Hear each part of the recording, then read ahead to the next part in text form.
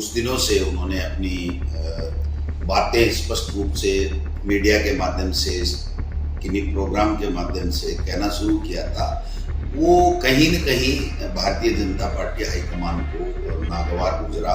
उन्होंने माना है कि भाई मेरा स्वास्थ्य ठीक नहीं है, तो आज हम मान सकते हैं कि स्वास्थ्य ठीक नहीं है, लेकिन एक न एक दिन सच्चाई आएगी कि वास्तव में स्वास्थ्य ठीक नहीं है या इनका जो विवेक है, जो अपना इस्तेमाल करने लगे हैं, उनसे किसी दूसरों का स्वास्थ्य बिगड़ रहा है। ये सब चीजें हमें देखने को मिलेंगी। दिया जगदीप जी धनखड़ ने उपराष्ट्रपति ने, क्या कहेंगे, क्या कारण मानते हैं उन्होंने जो स्वास्थ्य कारण बताया? इसमें देखिए, हमारे उपराष्ट्रपति माननीय धनखड़ साहब का इस्तीफा हमारे सबके लिए बहुत ही चौंकाने वाला भी है और विश्वास नहीं हो रहा है कि माननीय धनखड़ साहब स्वास्थ्य कारणों से इस्तीफा दे रहे हैं। हालांकि उनका जो रेजिग्नेशन आया है वो स्वास्थ्य कारणों को बताया गया है, लेकिन आप समझ सकते हैं कि पूरे दिन राज्यसभा का संचालन करना और उसके बाद में 23 तारीख को उनका जयपुर में कार्यक्रम होना और महीने में 20 दिन उनके टूर होते रहते थे, तो ऐसे में अचानक इस तरीके का इस्तीफा आना एक तरीके से जो संकेत दे रहा है कि जो कुछ दिनों से उन्होंने अपनी बातें स्पष्ट रूप से मीडिया के माध्यम से, किन्हीं प्रोग्राम के माध्यम से कहना शुरू किया था, वो कहीं न कहीं भारतीय जनता पार्टी हाईकमान को नागवार गुजरा।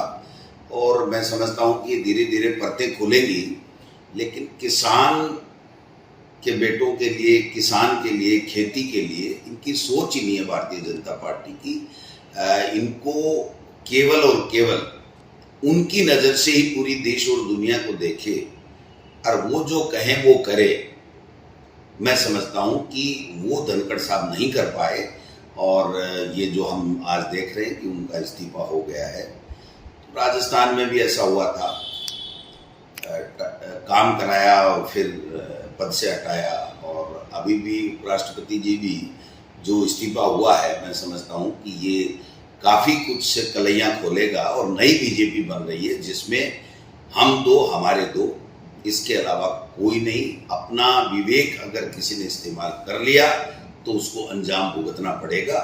ये जो नया ट्रेंड चला है ये डरावना है, ये लोकतंत्र के लिए, देश के लिए, संविधान के लिए, सबके लिए खतरा है। इसलिए जब परतें खुलेगी तो मैं समझता हूँ कि सारी चीज़ें स्पष्ट होंगी। लेकिन ये एम्स का बुलेटिन नहीं है, एम्स हॉस्पिटल का कोई बुलेटिन नहीं है कि धनखड़ साहब अब एक दिन भी कुर्सी पे नहीं बैठ पाएंगे, बोल नहीं पाएंगे।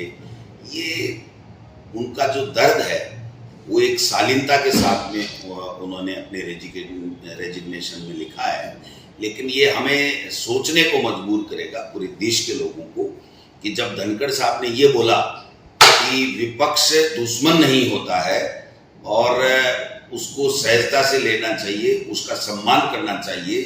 अगर विपक्ष कुछ भी नहीं है, हम ही हैं, हम कहें तो सही, तो ये तो घमंड है।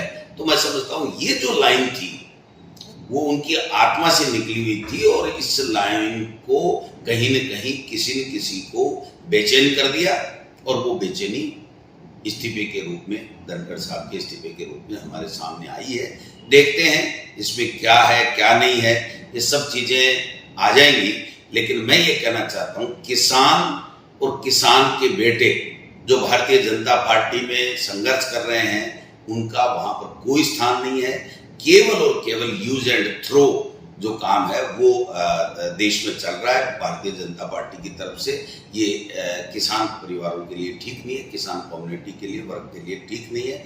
इसलिए हम सबको सोचना पड़ेगा कि हो क्या रहा है। ये ठीक है, उन्होंने माना है कि भाई मेरा स्वास्थ्य ठीक नहीं है, तो आज हम मान सकते हैं कि स्वास्थ्य ठीक नहीं है, लेकिन एक न एक दिन सच्चाई आएगी कि वास्तव में स्वास्थ्य ठीक नहीं है या इनका जो विवेक है, जो अपना इस्तेमाल करने लगे हैं, उनसे किसी दूसरों का स्वास्थ्य बिगड़ रहा है। ये सब चीजें हमें देखने को मिलेंगी। क्या इसको किसी राजनीतिक वरिष्ठ नेता जो भाजपा के हैं उसको खुश करने के लिए भी माना जा सकता है कि किसी दूसरे को? देखिए, किसी को आप इंसल्ट करके किसी को खुश करो, ऐसा नहीं हो सकता। मेरा ऐसा मानना है कि देश में सत्ता में तीसरी बार बीजेपी है तो उनको इस तरीके से किसी को खुश करने के लिए किसी को इंसल्ट करे, ये बात नहीं है। बात और कोई बड़ी है जो धीरे धीरे सामने आएगी तब पता चलेगा।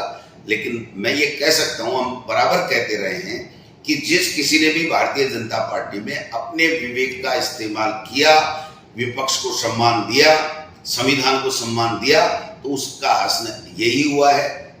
मैं समझता हूँ कि आगे नई बीजेपी पनप रही है जो देश के लिए डरावनी है।